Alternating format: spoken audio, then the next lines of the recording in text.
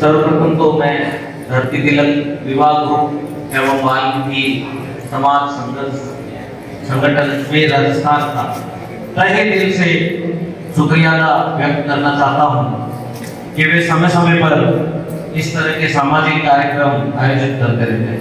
इसके लिए जोरदार तालियों से इनका धन्यवाद करें। मंच पर विराजमान मेरे मित्र भी कह सकता हूँ क्योंकि मैं अपने से बड़ों को मित्र बनाता हूँ। ये मेरे बहुत अच्छे मित्र बैठे कलोसिया थे, हो गए नहीं सर मित्र मेरे। मंच पर विराजमान मेरे मित्र और बड़े भाई ओम प्रकाश जी लोहिया साहब,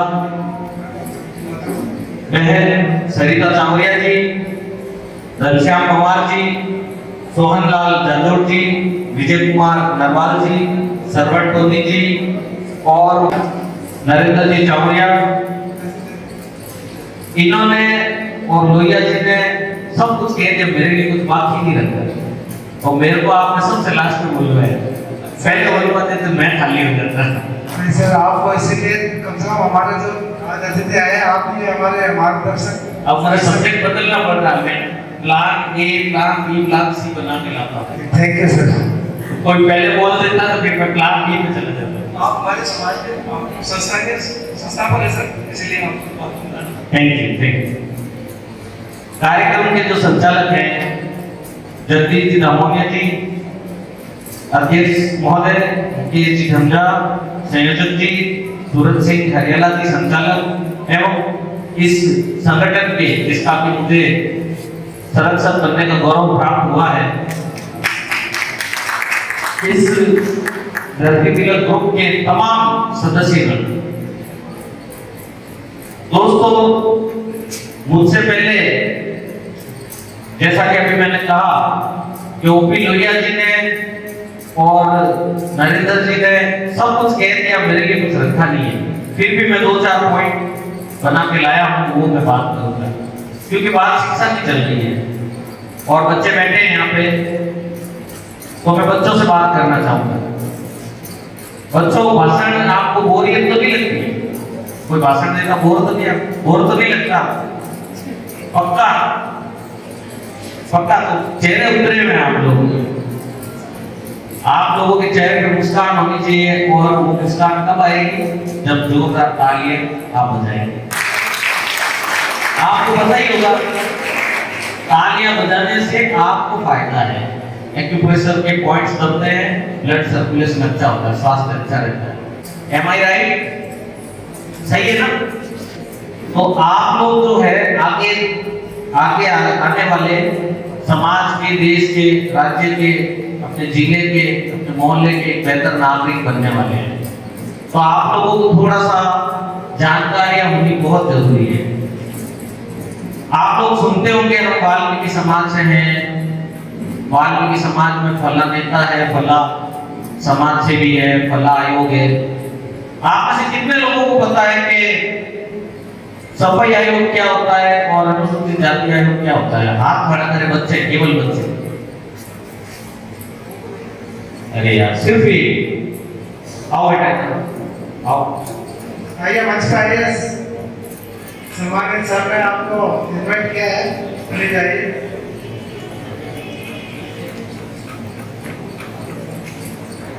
बताइए। हेलो, मेरा सवाल ये था, थोड़ी सी इसकी साउंड बढ़े।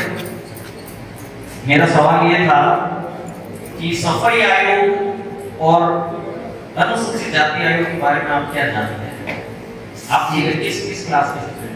जी मैं 12th क्लास पास कर चुका हूँ और प्रेजेंट में मैं BA LLB का विद्यार्थी हूँ। अगर किसी को समझ में नहीं आ रहा तो मैं हिंदी में बता सकता हूँ कि मैं वकालत का पहले साल का स्टूडेंट हूँ और इसी के साथ मैं बाबा साहब की विचारधारा का भी स्टूडेंट हूँ।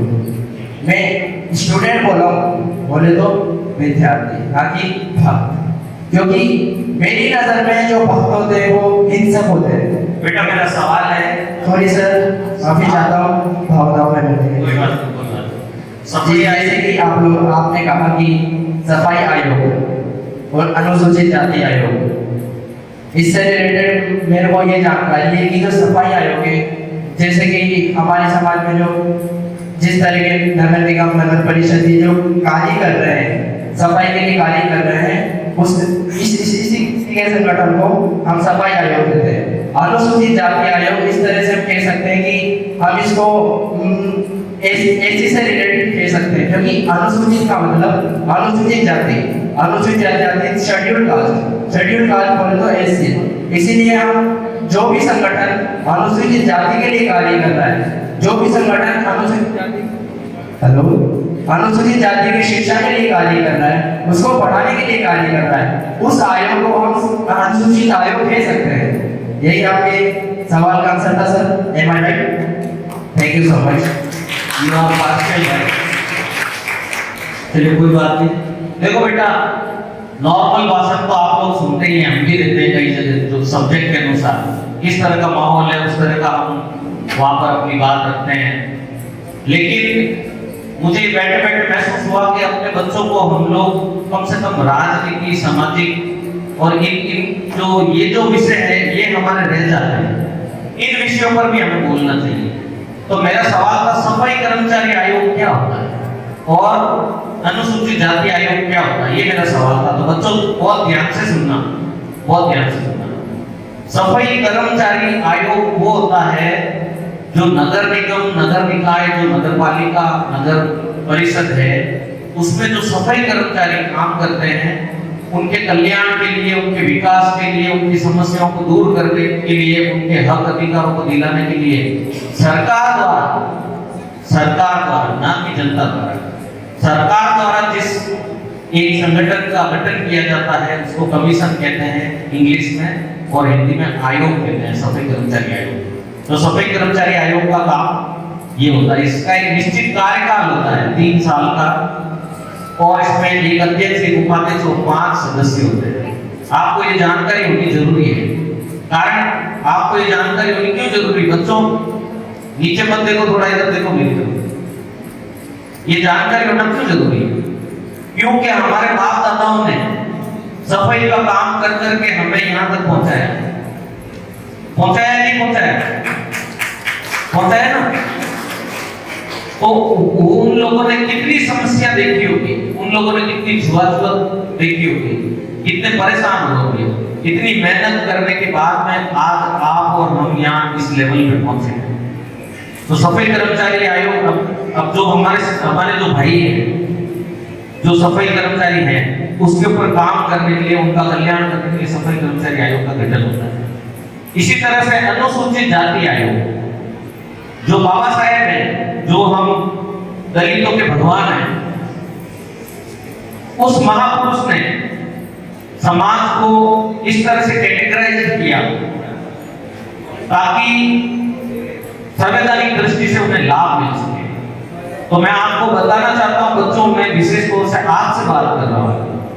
अनुसूचित जाति के अंदर 59 जातियां, कितनी है? सब बोलेंगे बच्चे, सारे बच्चे बोलेंगे, कितनी है? 59 है ना।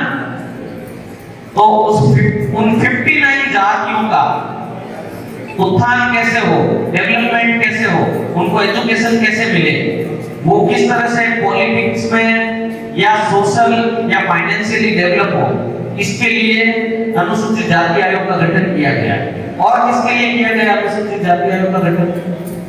किसी अनुसूचित जाति के व्यक्ति के साथ कोई मारपीट कर रहा है, कोई गाली गलौज कर रहा है, कोई उसके साथ में गलत काम कर रहा है, उसकी बेइज्जती कर रहा है, उसको जाति सूचक शब्द बोल रहा है, तो उन बातों के ऊपर उसका साथ देने के लिए, उसको अधिकार दिलाने के लिए, उसको न्याय दिलाने के लिए अनुसूचित जाति आयोग का गठन किया जाता है। अब आप लोग देखते होंगे, हम में से कई लोग सफाई कर्मचारी भर्ती को लेकर कई ग्रुपों में, फेसबुक, यहाँ वहां सब जगह कमेंट और सारे मैसेजेस चलते रहते हैं। अच्छी बात है, रोजगार होना जरूरी है समाज को, लेकिन मेरा क्या कहना है, मेरा अपना निजी विचार है, हमारा जो वास्तविक सफाई कर्मचारी है, जो वास्तव में बेचारा सफाई का काम करता है, जो कम पढ़ा लिखा है, असली हकदार सफाई कर्मचारी की पोस्ट का वो है, उसे मिलनी चाहिए वो नौकरी। और कुछ लोग जो पढ़े लिखे हैं वो भी इसमें फॉर्म भरते हैं, कोई बात नहीं, आप भर रहे हो, अच्छी बात है। लेकिन पहला हक उनका है, इस पर मैं ज्यादा कमेंट नहीं करूंगा। मेरा ये कहना है कि हम केवल सफाई कर्मचारी की पोस्टों पे डिपेंड नहीं है, अपने बच्चों को हम एजुकेशन में आगे बढ़ाएं, उनको कंपटीशन दिलाएं, बैंकिंग की नौकरियां हैं और बहुत सारी नौकरी है ना, खूब सारी बैंकों में हो गई, सरकारी विभागों में और भी नौकरियां हैं। आप लोगों को उसकी तैयारी करनी चाहिए, कॉम्पिटिशन्स की तैयारी करनी चाहिए, आरएएस आईएएस बनना चाहिए। हमारे बीच में जो सरिता जी बैठी हैं, मैं थोड़ा सा उनके बारे में बताना चाहूंगा। इन्होंने ग्रेजुएशन जो है BA Sophia girls college Ajmer से किया है, पोस्ट ग्रेजुएशन इन्होंने गवर्नमेंट कॉलेज अजमेर से किया है, आरपीएससी से ये टीचिंग जॉब के लिए सेलेक्ट हुई। इनकी फर्स्ट पोस्टिंग जो है मेडता गवर्नमेंट कॉलेज में रही। ये पोएट भी हैं, इन्होंने कई किताबें लिखी हैं और इन्होंने रिसर्च भी किए हैं, रिसर्च पेपर्स लिखे हैं, कई आर्टिकल्स लिखे हैं और अभी ये पीएचडी कर रही है। तो क्या आप लोगों को गर्व महसूस नहीं होता? गर्व महसूस होता है ना? तो ताली से इनको स्वागत करें। हमको अपने बच्चों को ये बनाना है, इस लेवल पे लेके आना है, ना कि उनके दिमाग में हमको केवल सफाई कर्मचारी की पोस्ट की मानसिकता बननी है। मैं क्या कह रहा हूँ, सफाई कर्मचारी की पोस्ट उसको मिले जो उसका हकदार है, लेकिन जो बच्चे पढ़ रहे हैं, जो बच्चे मेहनत कर रहे हैं, उनको मोटिवेट करें कि आप गवर्नमेंट एम्प्लॉय बने, और भी कंपटीशन है, बहुत सारे कंपटीशन है, उसकी तैयारी करके बने। अच्छा बच्चों थोड़ा